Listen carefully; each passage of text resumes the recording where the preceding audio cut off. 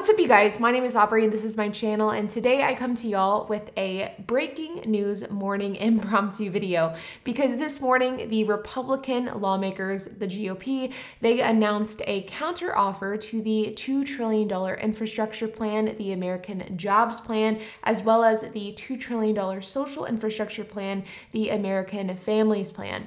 This is a response and a counteroffer to the original plan that President Joe Biden announced in March. And so in this video, I want to break down what the Republican Party has proposed, what it includes, what it does not include, the value of the plan, and most importantly, what it means for you. So let's get started. So this morning at 9 a.m. Eastern, 8 a.m. Central Time, GOP lawmakers released a counteroffer to President Joe Biden's infrastructure bill. So as you guys know, President Joe Biden released a fairly large, and by fairly, I mean very large spending bill, which had a value of about $4 trillion. This spending bill was broken up into two different parts, each valued at about $2 trillion. The first part is the American Jobs Plan, which is a more traditional infrastructure bill with a focus on building railways, building bridges, building roadways, and just improving the American infrastructure as a whole. This part of the bill also included a lot of environmental and clean energy efforts as well, including making all government vehicles electric, including making America more competitive when it comes to creating and manufacturing clean energy resources, and so much more. But I would say that the American Jobs Plan is considered to be a more traditional infrastructure bill, especially compared to the American Families Plan, which is considered to be a social infrastructure bill. The American Jobs Plan focuses more on social issues rather than infrastructure issues, with a key focus in areas like free community college, universal preschool, resources for families and individuals living below the poverty line, as well as minority groups, elderly groups, and more. To the surprise of, well, no one, Republican lawmakers have pushed back on this social infrastructure part of the bill, the American Families Plan, and Democratic lawmakers are using the traditional infrastructure bill, the American Jobs Plan, as a way to get more socially focused efforts passed through the American Families Plan. This is all, of course, a negotiating tactic, a way to get different pieces of agenda passed in a non-traditional way. Well, over the last few months, there's been a lot of discussions back and forth. In fact, President Joe Biden has held a number of meetings with Republican lawmakers. There's been a lot of discussions, a lot of negotiations between the two parties, and as of this morning, GOP lawmakers have released a counteroffer to the American Jobs Plan.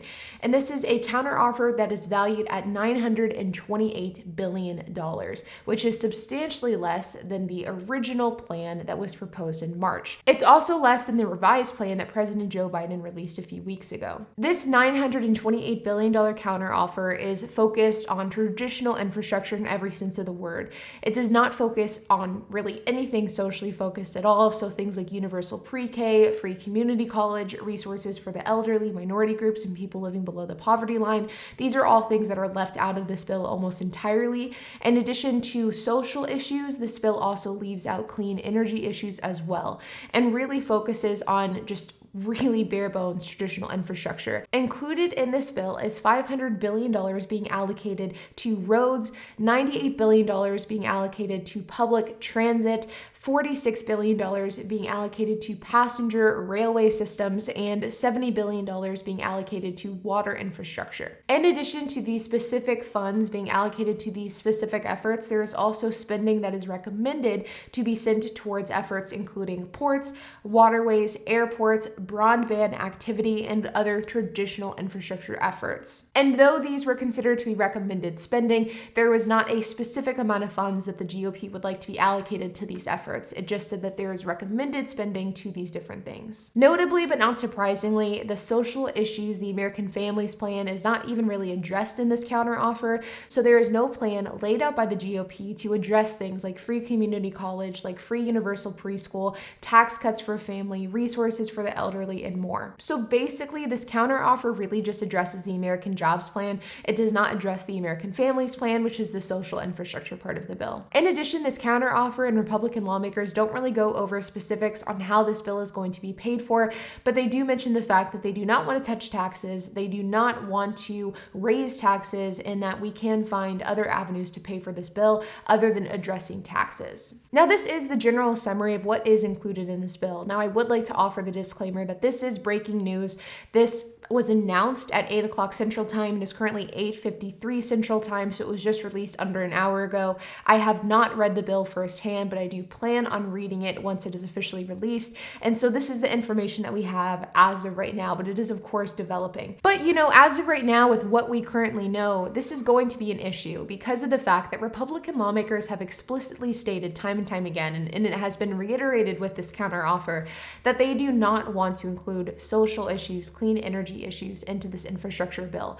They want to keep it as infrastructure focused in the most traditional sense of the word, whereas Democratic lawmakers are almost the complete opposite, and they really want to take infrastructure and spin it into these different efforts that could be considered infrastructure but certainly aren't in the more traditional sense.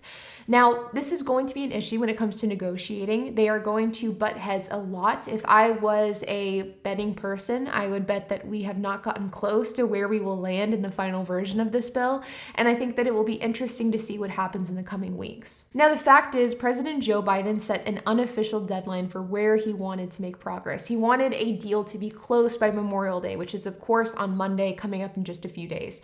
I think that it's safe to say that that probably will not be happening. I think I would be incredibly shocked if it did, but who knows? I mean, miracles can happen. But the fact is, we are now approaching summer. It's now been a couple of months since this plan was originally introduced, and it doesn't seem as though we are getting any closer to coming to a deal between the two parties. Now, as of right now, there are a few key sticking points and there are a few key paths forward. So the key sticking points at this point are these social versus non-social issues. More particularly, unions is one that has been a sticking point. Democratic lawmakers have sent letters to Nancy Pelosi, have made it very vocal that they want union-focused laws to be included in the infrastructure bill. Republican lawmakers have explicitly stated that they do not want this to be the case. In addition, Republican lawmakers have of course stated that they want this to be a traditional infrastructure bill. Democratic lawmakers and President Joe Biden do not want this to be the case, and these are going to be issues moving forward. In addition to these key sticking points and the unofficial deadline of Monday, which is Memorial Day, President Joe Biden is also set to announce and propose his budget tomorrow. He's set to announce that on Friday, May 28th, and it will be interesting to see what is included in that and how this kind of plays into this infrastructure bill.